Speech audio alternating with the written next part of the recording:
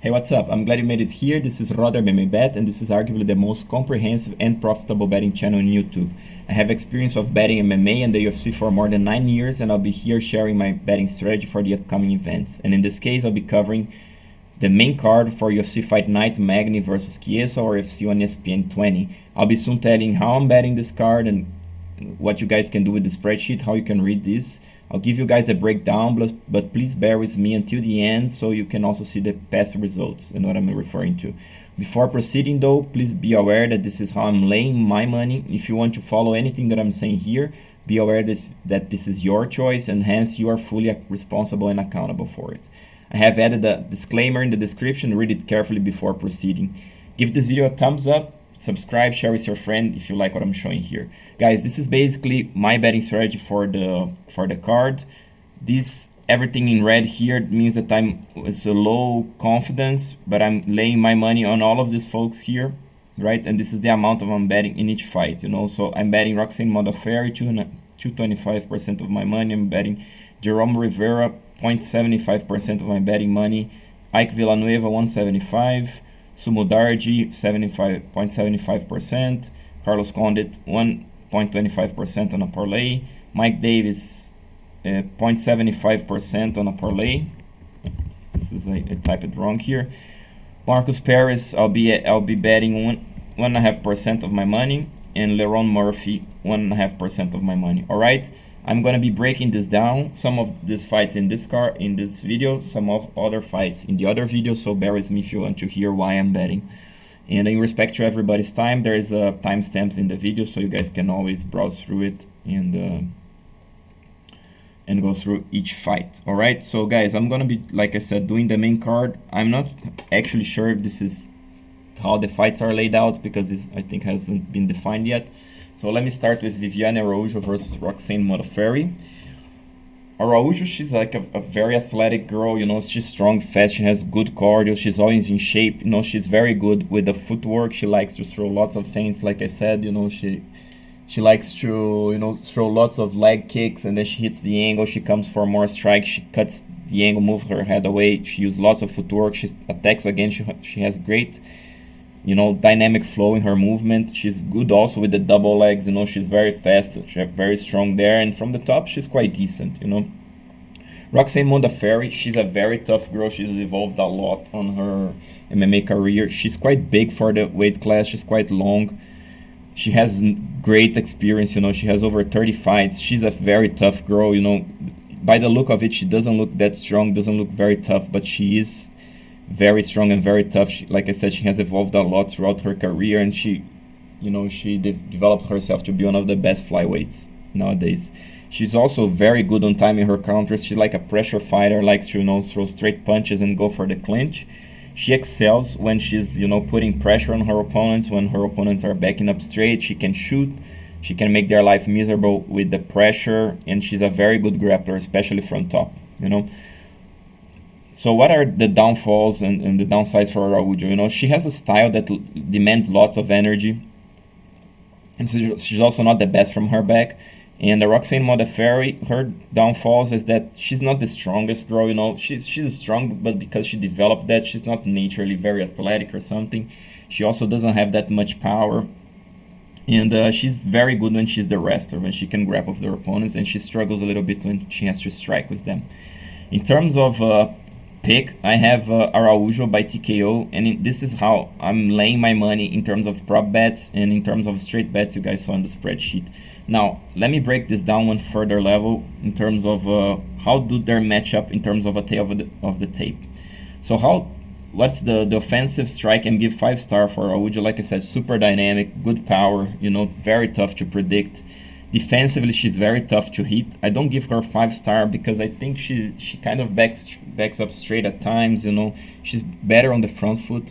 In terms of offensive ground game and clinching, she's 4-star. She does a very good job with double leg, like I said. In terms of defensive grappling, not too much her stuff, but it's tough to get her there. In terms of her consistency, her game plan, adaptability, she's 5-star. She brings it. Good game plans. She's quite adaptable in the fight because she's very skillful. In terms of cardio, heart, and toughness, I'm giving her 4-star because of her style. Her style demands lots of energy, so the cardio is not there all the time, but she's very tough and she has a quite decent heart. Roxanne, I'm giving her 4-star for striking. I'm not giving 5 because she kind of plods a little bit. She exposed her chin, and she attacks sometimes in straight lines, but still the pressure is so good. She has good range. She has good sharp straight punches that I decided to give her a 4-star. In terms of defensive, it's her weak point because she doesn't quite have the fast reflexes. She moves her head quite decently, but she gets hit quite a lot. So I'm giving her 3-star because her defense is good. So I think it's worth 3-star. In terms of offensive ground and clinch game, I'm giving 4 because she's good in putting pressure in clinching. She's good with the takedowns. She's not that strong, like explosive with the takedowns. So I'm giving her a 4-star. In terms of defensive grappling, very good BJJ, very technical. Consistency and adaptability, she's very good in game plans. She really brings it, and she's really tough, So guys, as you see, in terms of stars, this is quite close fight.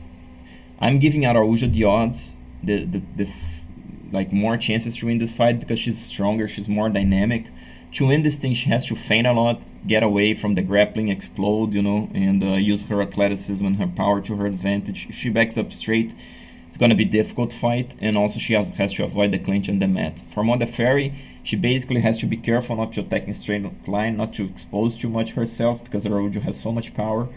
And she has to first to corner, then to get off strikes, and then to clinch. And obviously bring the fight to the mat. That's where she's strong, and she has to be ready to counter the leg kicks. Araujo throw lots of leg kicks. She has to throw straight punches and put the pressure. She's very well trained, Modaferri. I think she's gonna make it. This a close fight. I have this nearly a pick 'em. Again, I'm favoring Araujo, but my bet is on Modaferri because there's so much value there at getting her at plus 265. Right. On to the next fight: Carlos Condit versus Matt Brown. A fight of two veterans. Carlos Condit, he's a great overall MMA fighter. He's tall, he's rangy, has very strong chin, he's super tough. He keeps coming. He's good in managing the distance. He's not that easy to hit. He's good with the kicks. He likes to throw combos like 1-2, then he goes for leg kicks. He throws knee up the middle. He also inside of the clinch, he's very dangerous, very good with the elbows. And from a grappling standpoint, very good fighter. Can grapple both from top and from the bottom. Now, Matt Brown, he's like a very intense guy, very aggressive, throw lots of volume. He used it to put on lots of pressure in guys. He still does it at this point, even though he's 40. Good jabs, good right hands. Very quite decent power. Has very long limbs, so he can generate a lot of power there. Good leverage. He's good in the front foot, like I said. But the problems that we have with Carlos Condit is that his takedown defense is quite poor. He tried to evolve that a lot. Still, he wasn't able to do it. So he still doesn't have the best takedown defense in the world, and he struggles a little bit to be effective. I can say that. He's good everywhere, but he throws lots of volume. But his fights somehow could go. They could be close. Now, Matt Brown, his problem is that he's not in his prime anymore. The chin has been tested quite a lot, and when he attacks, he goes in straight lines. He drops his hand. His chin is up there to be hit. Also, he doesn't have the best grappling in the world. I think if he takes this fight to the mat, which he can, because Condit doesn't have the best takedown defense in the world, I think he'll get submitted. I'm quite comfortable picking Condit here. I'm going to be picking him by decision, but I also see very good chances that he can, finish Brown by TKO or even submission. But if you like Brown in this fight, I'd say go definitely for a decision because Condit's so tough. There is very little chance that Brown can submit him or Brown can TKO him. I'm going to be hovering over quite quickly here, not to expand this too much. So it's in terms of stars, 3-star for offensive striking for Condit. For defense, 4-star. Offensive grappling, 4-star. For defensive grappling, 4-star too. Consistent adaptability, I'll give him 4-star. And in terms of heart and toughness, I'm giving Condit 5-star. For Brown, I don't have their pictures here, right? So I'm giving him 3 stars offense because he exposed himself quite a lot. Not the best in the defense. In terms of clinch game, he's quite good in there, good damage, quite dirty in there. And then defensive, again, not too much his things. I'm giving 4-star of adaptability and game plan, and toughness 5-star. Now, guys, what does Condit have to do to win this fight? He has to use kicks, has to keep being busy. He has to feint, force a mistake, and then counter Brown. And if he takes to the mat, he's gonna dominate there. Now, Brown, it's quite a tough fight for him, but I think if he use lots of jab, he has to use his speed to his advantage. Has to use offensive clinch, but avoid the mat, and he has to be patient. If he rushes, I think he'll get caught. All right. So like I said, my prediction is Condit, and these are the bets that I'm taking if the lines climb to these numbers here. All right. Now Jerome Rivera versus Francisco Figueiredo. Rivera, he's like a big, flyweight, very tall, very long. He's young too. He's overall a very good fighter, very well-rounded. Good 1-2, good kicks, feint, switch stances, good angles. He likes to use his range. He does it pretty well, good volume, good kicks, Also, in terms of wrestling and takedown, he's at a good level, so he's a complete fighter, like I'm saying. And in terms of, he's also difficult, not easy to hit, good defense. And in terms of his not good skills, like he's not the strongest, most athletic flyweight, and he exposes his chin a little bit, and also he could struggle under pressure and gets power punches. The problem that I have on Figueiredo, which is Davidson's brother, okay, so the brother of the current flyweight champion, I haven't seen any footage available. I've seen some highlights where he was brawling, throwing some wild stuff. It's tough to say, because he should be probably well trained because he's training with the champion. And he also looks quite athletic. So he probably to win this fight, he has to put on the pressure and make it a brawl, land early and keep the pace, but probably be careful with his cardio. I think he's probably has a very explosive style, so he should be careful with that. For Rivera, he has to use his range, avoid the power, avoid backing up straight, and shoot basically when Figueiredo overcommits. So make Figueiredo wear his arms out, try to make this guy tired. This is basically how I'm rating Rivera here. Like I said, overall he has a very good game, both offensively and defensively. But in terms of toughness, I'm not sure he's that tough. He tries, of course, he's there to fight, but I'm not sure he has the best chin in the world. And in terms of his cardio, I'm still not convinced. That's why I'm giving him 3-star, but it's difficult to compare because I don't have any footage on Figueiredo. Still be picking Rivera. I'm actually have a bet on Rivera. I'm gonna, give myself a benefit of the doubt here, and I think Rivera, he has more UFC experience. I think he's also good everywhere, so I'm gonna take a chance there. Of course, very small amount because I haven't seen anything on Nazareno on Figueiredo. Lerone Murphy versus Douglas Silva de Andrade. Murphy's a very athletic guy. He's like always in shape. Has very good straight punches, like kicks. He's from a southpaw. He can switch stances. Very good kicks. Good volume. He's also very good on the guillotine. Takedown defenses is on point. He's tough to hold down. Good scrambles. He's ready to defend submissions. He's also got a good double leg himself. Good ground and pound. Silva de Andrade, has way more experience. Like I think he has nearly 30 fights, 29 fights to be accurate. Whereas Murphy, I think, has only 10 fights. But and this guy is very well rounded. He's calm, cool, collected. He's there to fight. He's very tough, quite strong. Featherweight, good power, like I said. And but his style is more based on power punches. He doesn't throw enough volume. And I can say that he's quite limited. Even though he likes to spin, he likes to use calf kicks, likes to throw powerful hooks and whatnot. I think the way he stands on a fight, he's kind of because he doesn't throw enough volume, he doesn't feint enough. It's a little bit easier to predict. Even though he has good feints, it's not like he doesn't have a good flow to it. That's what I mean, right? And he's at his best when he can corner his opponents, unleash the power, or he fights an easy pace fight on the outside, which I don't think Murphy gonna give him. And what I have, the negative side that I have for Murphy, I think I saw him getting hit. He kind of gets disoriented. Like I said, the experience is still not there, and he's susceptible to calf kicks because he's quite heavy on the front foot. And in terms of Silva de Andrade, like I said, not much volume, and I don't think he's that effective, you know. So my pick is Murphy. In terms of bet, like I said, just a second here. So I was just updating this. Yeah, so in terms of, I'm picking Murphy by TKO. I'm parlaying him. I would be betting him by TKO at plus 300 or round 1, round 2, round 3 with this, if I can get these odds here. And in terms of, if you like Silva de Andrade, I also would say that a good bet on him would be by decision at plus 500. If you can find this line, it's going to be quite difficult, but still, it's out there. Take a look, see if you can find. And to break these guys down in terms of those stars, it's 5-star for the offensive striking for Murphy. Defensive, I'm giving him 4-star. Not easy to hit, good defense, but like I said about the chin a little bit, and he can, you know, find himself on his shell type of things. Offensive grappling, I'm giving him 3 stars, and defensive grappling 4 stars.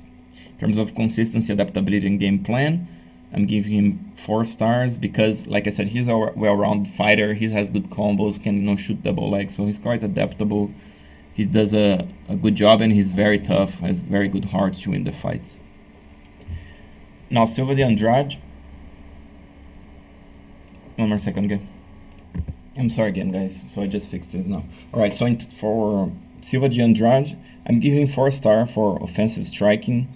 Quite dynamic, you know, even though he doesn't throw enough volume, I think he has, you know, good power, quite creative there.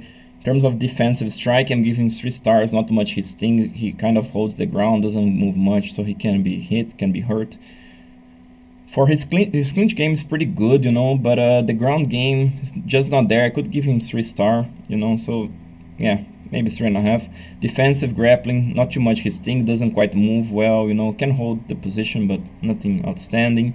Consistency, I'm giving him 4-star, and in terms of cardio and heart, 4-star. He's very tough, has good heart, but the cardio, it's quite a challenge because he explodes too much, you know, so it's difficult to keep it up, even though he's always in shape, always lean. So this guy is like a good athlete, but his styles demand lots of cardio. All right, so like I said, Murphy by TKO, these are the bets that I'm considering. I'm also parlaying Murphy. All right, Jimmie Rivera versus Pedro Munhoz. These guys are quite similar in terms of style. Both like to throw powerful hooks, you know. Rivera, he's like, I think he has the strength advantage in this matchup, you know. He's also has definitely has the defense advantage. He's way tougher to hit, has good, the hands are up, you know. He's not, he's good, you know, defending, blocking punches, countering with his hooks, you know, throwing the leg kicks, the calf kicks behind it. From the wrestling standpoint, Rivera is very good, you know. He's heavy from top, has a strong grip, you know. The guy is like a tank. He's very strong, really. And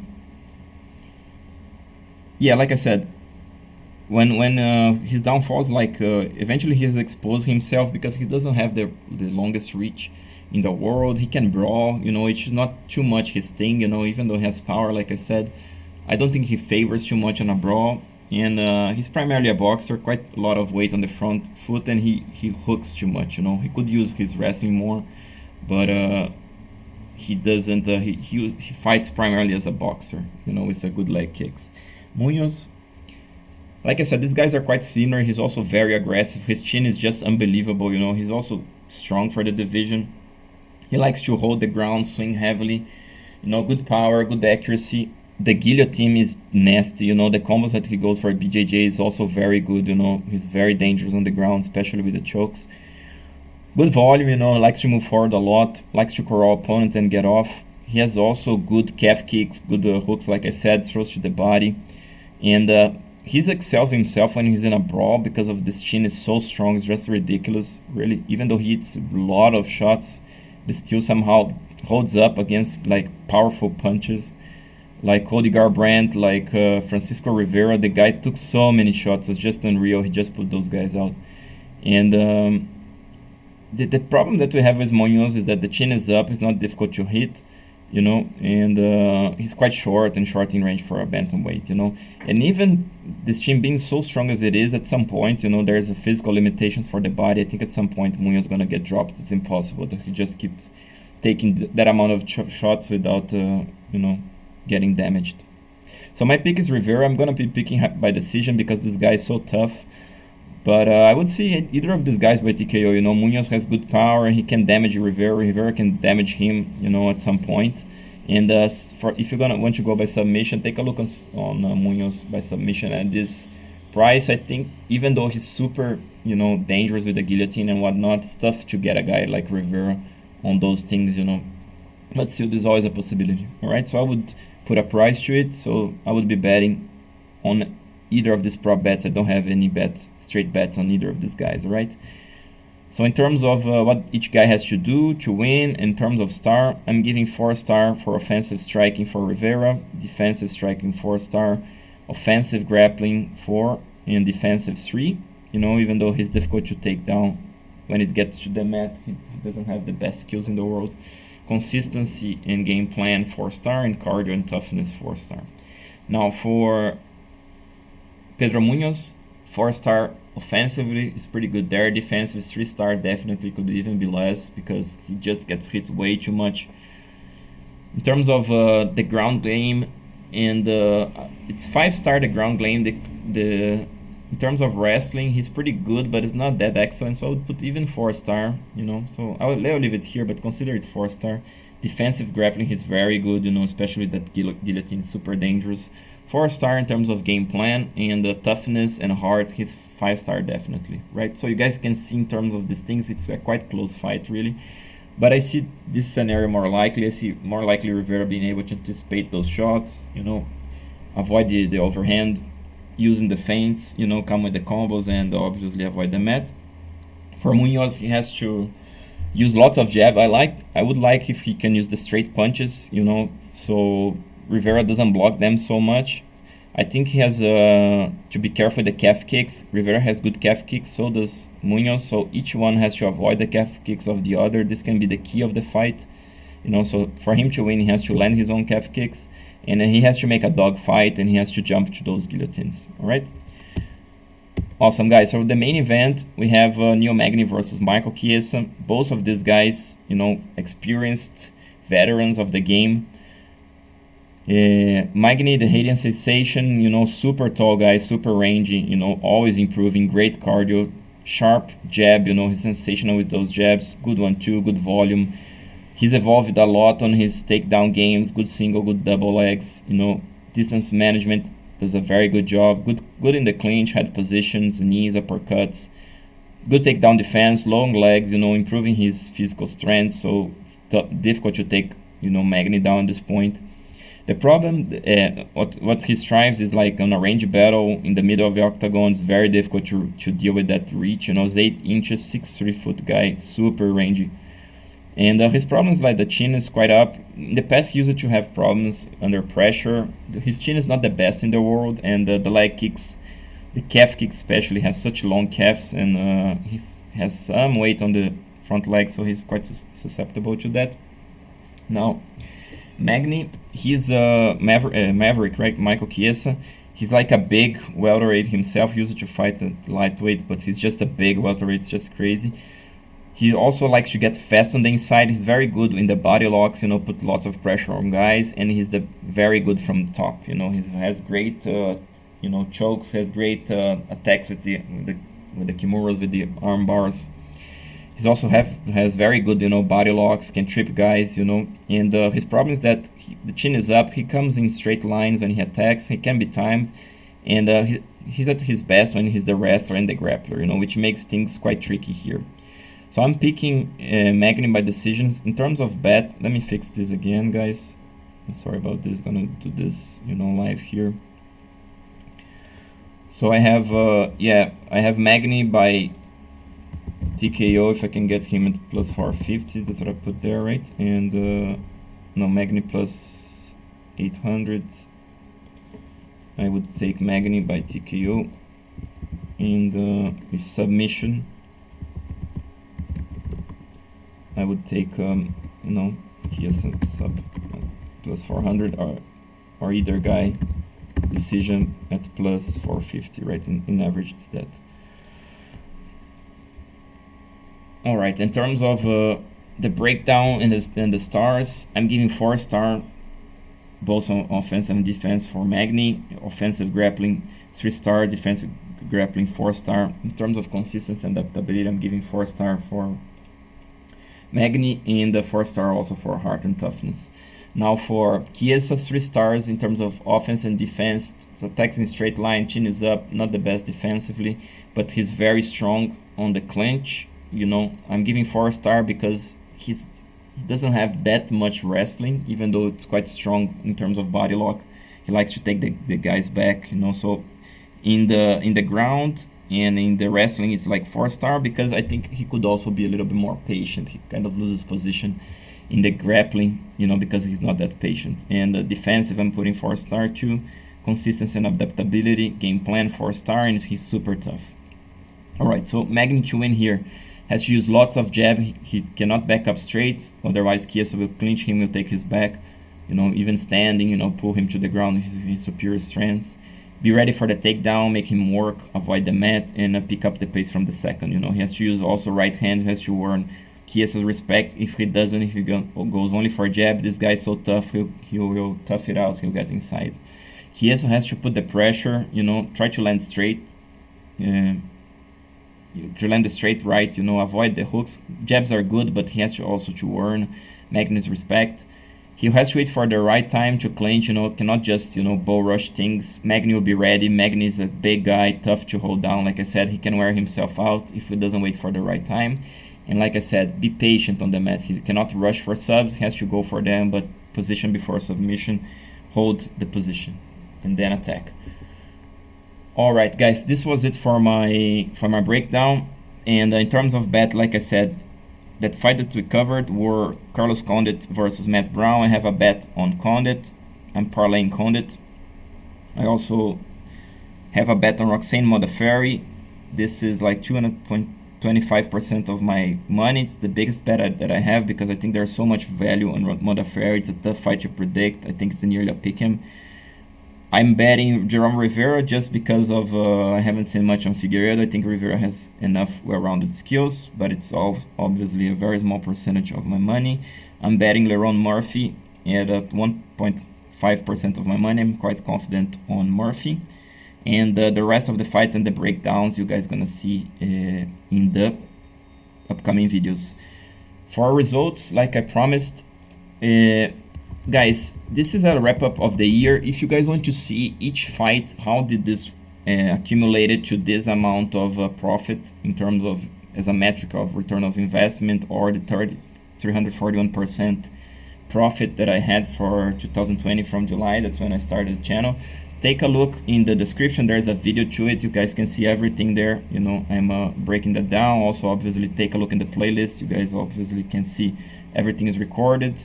You know, in terms of, I also separate this in high, medium, and low confidence of the bets. You know, in terms of high confidence, I have nearly 40% of my overall betting money, huge profits here. Median, nearly 13%, and in terms of low, 8.5%. All right, so I'm obviously separating this in this chart so you guys can see, you know, more visual manner. And in this charts here, I'm showing basically how did I do on 2020 as we go through each card. I'll be adding those here, so I'll be a line for each card. All right, so guys, just to finalize this video, I hope you guys enjoyed, and consider supporting the channel to keep it running. If you like what I'm doing here, the experience that I'm bringing, all the breakdowns, if you guys also have any suggestions, I'm all ears to it. You know, feel free to drop the comments, your comments in the section. Let me know how you're betting this card. It's also good for me to take a look how you guys are doing. And again, I hope you guys enjoyed. Please subscribe, like, share with your friends. I'll be soon setting up Patreon accounts. I'll put my PayPal so you guys can help me out here to keep this channel running. All right, so I wish you the best. Stay tuned for the rest of the videos. Until there, this is Roder back, bringing the best, most consistent and transparent betting strategy for you.